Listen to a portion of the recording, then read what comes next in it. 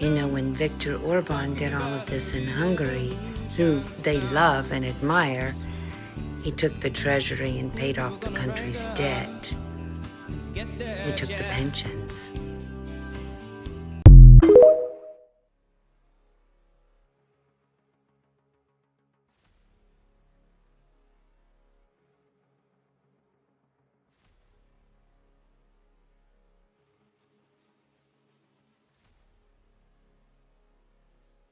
There's nobody that's better, smarter, or a better leader than Viktor Orban. He's fantastic.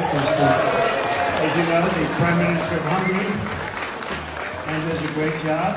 He's a non-controversial figure because he said this is the way it's going to be, and that's the end of it, right? He's the boss. And you know, he's a great leader, fantastic leader in Europe and all over the world. Successfully dealing with the left-wing domination of universities is Viktor Orban's approach in Hungary. I think his way has to be the model for us, not to eliminate universities, but to give the choice between survival or taking a much less biased approach to teaching. He seized control of state universities and put them in foundations that were then run by his allies. Is that what you're advocating be done in the United States? Well, Margaret, what you're seeing in the United States actually is that universities are controlled by left-wing foundations. They're not controlled by the American taxpayer, and yet the American taxpayer is sending hundreds of billions of dollars to these universities every single year. I don't want taxpayers controlling education necessarily. Is that what you're advocating for, federal government? Margaret, what I'm advocating for is for taxpayers to have a say in how their money is spent. Universities are part of a social contract in this country. They educate our children. They produce important intellectual property. They get a lot of money because of it. But if they're not educating our children well and they're layering the next generation down in mountains of student debt, then they're not meeting their end of the bargain. I think it's totally reasonable to say there needs to be a political solution to that problem. Well, America's universities still attract talent from around the world, as you've went to one of America's very top schools. Look, there's still good things about American universities, but it's going in the wrong direction, Margaret. But Viktor Orban in particular, as you know, I mean, he rewrote the Constitution, he neutered the courts, he has tried to control the media. These are not necessarily conservative principles. So why would you want to mimic him? Well, look, I'm not endorsing every single thing that Viktor Orban has ever done. I don't know everything he's ever done. What I do think is that on the university principle, the idea that taxpayers should have some influence in how their money is spent at these universities, it's a totally reasonable thing. And I do think that he's made some smart decisions there that we could learn from the United States. Well, he was just... Viktor. Democracy is deteriorating in Hungary under Prime Minister Viktor Orban. That's according to a study from US research company Freedom House, which said that Hungary's democracy has declined more than any other country in Eastern Europe apart from Russia. In particular, the report slammed how the last parliamentary elections were run, which it said were marred by irregularities, abuse of administrative resources and media distortions. The Orban regime is also increasingly intolerant of dissenting voices, Freedom House said. Indeed, Orban has gradually curtailed checks and balances in both the media and the judiciary, regularly drawing criticism from the European Union. Orban's government has previously denied such criticism, stating that Hungary's 2022 election, where the ruling Fidesz party won a two-thirds majority, was free. Other countries mentioned in the report are Poland, which it criticised for the ruling party's contempt for liberal democracy but praised for its massive reception of Ukrainian refugees, Russia, which dropped from 5 to 2% in its democracy rating, and Estonia, which has the highest democracy rating in Eastern Europe at 83%. Mr. Orban, you're the most corrupt politician in the European Union. You and your cronies, you stole money on an insane scale. At least 14 billion euros that went to your country during your premiership have been lost. Who has ever stolen over 10,000 money transporters worth of EU funds? And the biggest trick you have played is that you distract people from your heist with hate against minorities, with propaganda about gender, with so-called peace initiatives. But this money was meant to fix roads, schools, and benefit the Hungarians, but instead you build a football stadium in your backyard, you build palaces, and you have made your childhood friend Mecharos the richest man in Hungary. Mr. Orban, we want our money back. You are not welcome here. This is the house of European democracy, not of corruption, of lies, of propaganda and autocratic rule. this parliament can see right through you. You are stealing democracy from Hungary, money from EU citizens. The LGBTI community in Hungary desperately points out that they live in a bubble of hopelessness and terror. You are not a strong leader, Mr. Orban, because all your actions are driven by fear. Fear of your own people, fear of freedom. Freedom is what the European Union stands for, and freedom is what you fear the most. So what we will give you today and in the time to come is our struggle for freedom. Thank you. You are just a useful idiot of Russia and China. That's the reality. You invite Chinese policemen to surveil the people in your country. You say you want to stop migration. Yet you let Russian spies into our Schengen system and call it national card. That is what you're doing. Mr. Orban, you are not a patriot. You are just a useful idiot of Russia and China. That's the reality. You turned Hungary into a banana republic. You robbed your population and enriched your family and friends. Under your rule, Hungary has become one of the poorest and officially the most corrupt country in the EU. The mother is a woman, the father is a man, and leave our kids alone. Full stop, end of discussion. We decided we don't need more genders, we need more rangers. The globalists can all go to hell. I have come to Texas.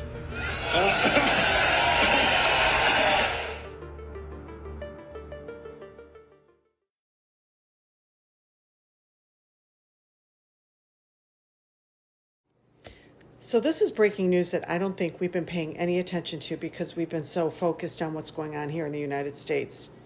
We have citizens of the country of Hungary who have their own version of Donald Trump, who have their own version of Project 2025, long before we had our own Donald Trump. The citizens are rebelling. They are protesting in the streets. And we are talking even traditional right-wing citizens are out protesting against their version of Donald Trump. His name is Orban. He took down Hungary's democracy in 2010, and he's never been able to get voted out because he set up the system so he can always stay in power. He dismantled their democracy, and now they run as an authoritarian government. This is why Republicans in the United States have been following Orban and Hungary's lead. Now the citizens have been fighting, they've been pushing back. And what spurred the recent major protests in the streets are two things that Orban's regime did that Donald Trump and Project 2025 have already been talking about that they want to do here. They increased the amount of hours that an employer can force you in Hungary to work overtime without overtime pay to 300 hours per month. And they did it by voting behind closed doors, and only Orban's closest political affiliates were able to vote. No oppositional voices or votes were even allowed in this closed-door decision. Sound like dictatorship? It's because it is a dictatorship.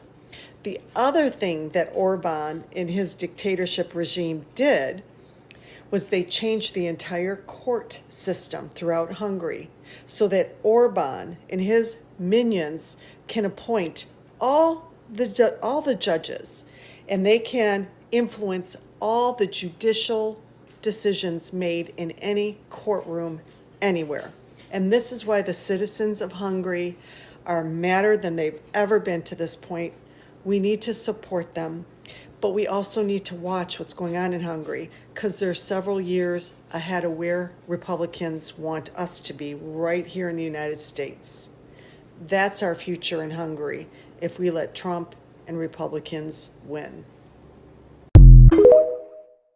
JD Vance was on Face the Nation, and he had this to say about Viktor Orban. America's universities still attract talent from around the world, as you've went to one of America's very top schools. Look, there's still good things about American universities, but it's going in the wrong direction, Margaret.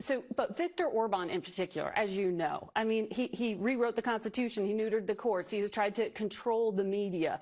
These are not necessarily conservative principles. So why would you want to mimic him? Well, look, I'm not endorsing every single thing that Viktor Orban has ever done. I don't know everything he's ever done. What I do think is on the university principle, the idea that taxpayers should have some influence in how their money is spent at these universities, it's a totally reasonable thing. And I do think that he's made some smart decisions there that we could learn from the United States. Well, he was just...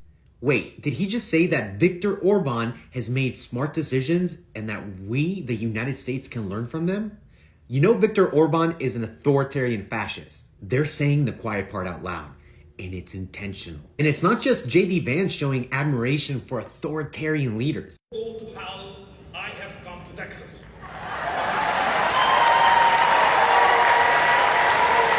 Viktor Orban. Did anyone ever hear of him? He's probably like one of the strongest leaders anywhere in the world, and he's the leader of, right? He's the leader of Turkey. Fronts on both Russia.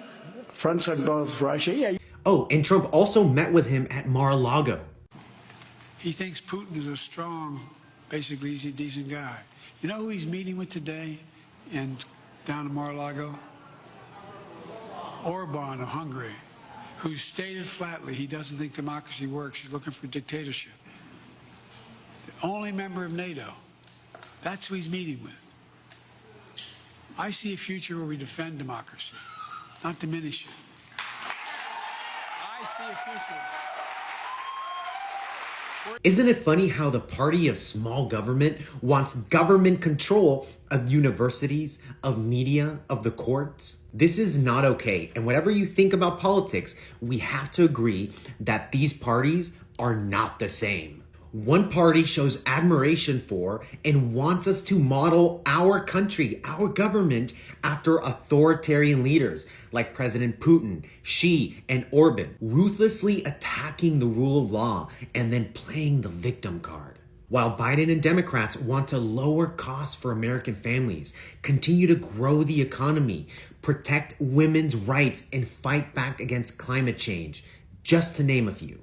And so if we ever end up in an authoritarian regime, you can't say they never told Hungary announces its slogan for the EU presidency, Make Europe Great Again. Oh boy. Plans to rule Hungary until 2034, according to reports from a closed-door meeting over the weekend. He's been in power since 2010 and had originally planned to keep going until 2030. However, he made the argument that the Ukraine war and the pandemic took 4 years away from his original plan. Orban has clashed with the West over his relationships with Russia and China, and the EU has suspended $30 billion of funds over corruption and rule of law concerns. He recently told Tucker Carlson in an interview on X, formerly Twitter, that Ukraine would lose the war to Russia due to the amount of men available, and that the US should pursue a deal with Russia. He also said that the return of Crimea to Ukraine was totally unrealistic in any deal, while also saying that the chance had gone to let Ukraine into NATO. He's also called for Trump to return to the presidency, saying that Trump is the man who can save the Western world.